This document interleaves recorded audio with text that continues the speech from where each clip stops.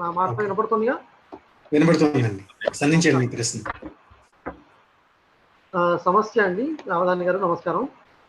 రామ మందిరములేల రాక్షసుల ఉపేక్షలో. రామ మందిరములేల రాక్షసుల ఉపేక్షలో.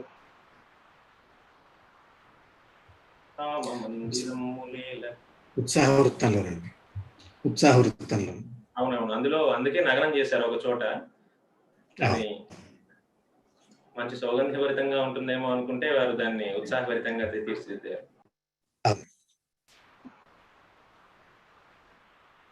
రామ మందిరములేల రాక్షసుల చివరిని ఏమిటండి? చివరి పదం ఉపేక్షలో. ఉపేక్షలో. రాక్షసుల ఉపేక్షలో. అలా విడగొట్టారా? రాక్షసుల ఉపేక్షలో, ఉపేక్షలో, రాక్షసుల ఉపేక్షలో. అంతే మరి, ఎడాగమే. రామ మందిరము నేల రాక్షసుల ఉపేక్షలో. ఎడాగం ఉంది అక్కడ. రాక్షసుల ఉపేక్ష. ప్రశ్నార్థకంలో ఏలా అన్నారా? రామ మందిరము నేల అని నకారం అన్నారు ఎవరు? రామర మందిరము లేలా అని బహువచనమే అన్నానండి. సంతోషం అండి.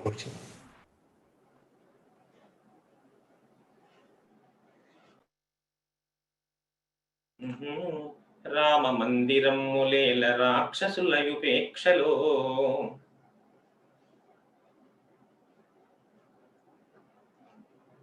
ఉపేక్షించిన వాళ్ళు రాక్షసులు అవుతారు.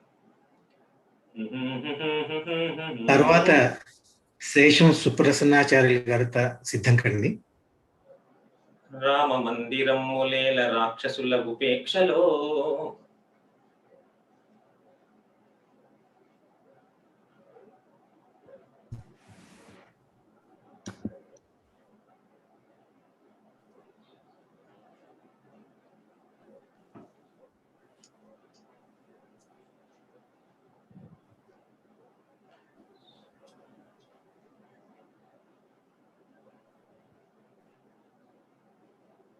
తెలుగులో సంస్కృతంలో అనేక మంది కవులు, ప్రఖ్యాత కవులు ఎన్నో చక్కని పద్యాలు, చాటులు రాసినాయండి.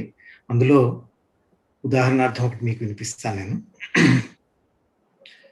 గవీశపత్ర నగజాతిహారి కుమారతాత శశిఖండి మౌళి లంకేశ సంసేవిత పాద పద్మౌ పాయాదనాది పరమేశ్వరో.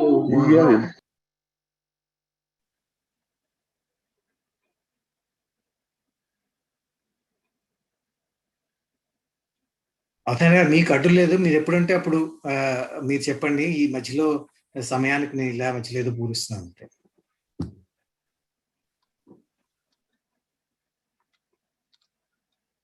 శ్రీ మహాహరింగనంగ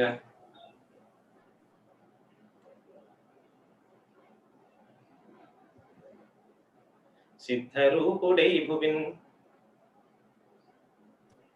శ్రీ మహాహరింగనంగ సిద్ధరూపుడై భువిన్.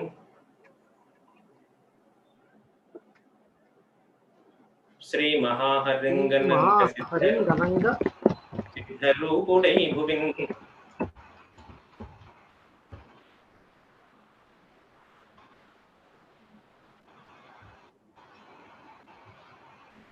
మదాని గారు, రాంభట్ల వారు అంటే రాముడికి చాలా దగ్గరి వారు కదండి. రాంభట్ల వారు అంటే ఇంట్లోనే ఉంది, ఇంటి పేరులోనే ఉంది కదా, మీరు చాలా దగ్గరి వారు. అయితే రాముల వారికి ఏ అట్లు అంటే ఎక్కువ ఇష్టం అండి? పెసరట్లు అంటే ఇష్టమా, లేకపోతే మినపట్లు అంటే ఎక్కువ ఇష్టం అంటారా? ఆయన అన్నట్లుగా ఎట్లున్నా ఇష్టమే ఆయనకి. చాలా బాగా చెప్పారు.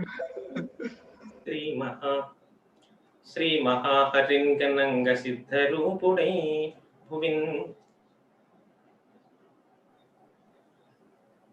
క్షేమముందలిర్పగా ప్రకీర్తికాంత భర్తయై. క్షేమముందలిర్పగా ప్రకీర్తికాంత భర్తయై.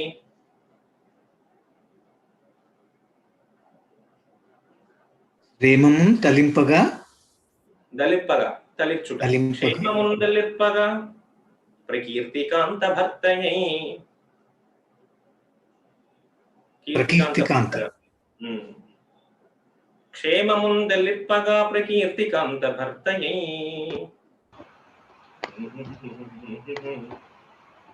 శ్రీ మహాహరింగనంగ సిద్ధరు శ్రీ మహాహరింగనంగ సిద్ధరూపుడై భువిన్ క్షేమముందెల్లిప్పగా ప్రకీర్తికాంత భర్తయై.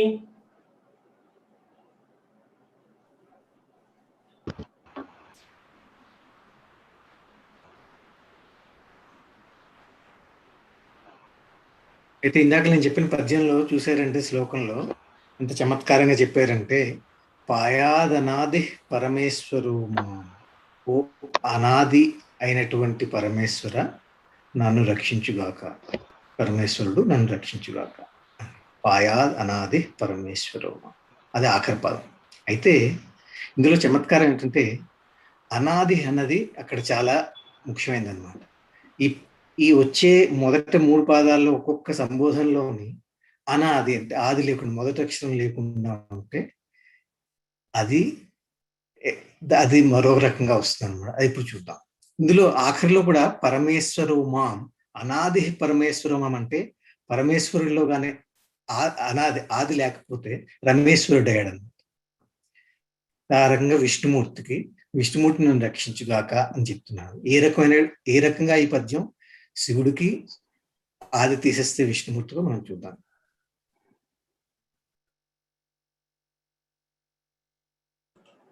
ఈ మహిన్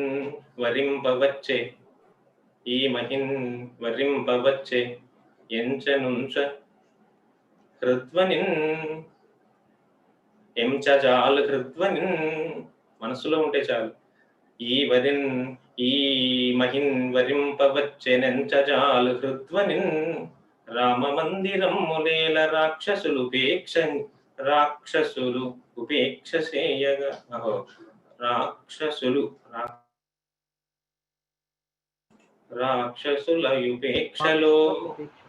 రాక్షసుల యుపేక్షలో ఈ మహిన్ వరింపవచ్చే ఎంచజాలు హృద్వనిన్ రామ మందిరమ్ములేల రాక్షసుల ఉపేక్షలో. వారన్నట్టు అంటేనే అది పలకడానికి సులభంగా ఉంది. రాక్షసుల ఉపేక్షలో.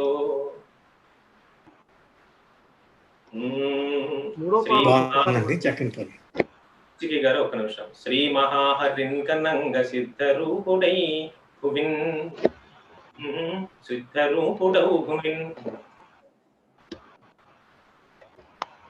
క్షేమముందలిప్పగా ప్రకీర్తికాంత భర్తగా ఈ మహిన్ వరించి వచ్చే ఎంచజాలు హృద్వనిన్ రామ మందిరమ్ములేలా. మనస్సులోనే మందిరంగా ఆయన్ని పూజిస్తే సరిపోతుంది కదా. హృద్వనిన్ రామ మందిరమ్ములేలా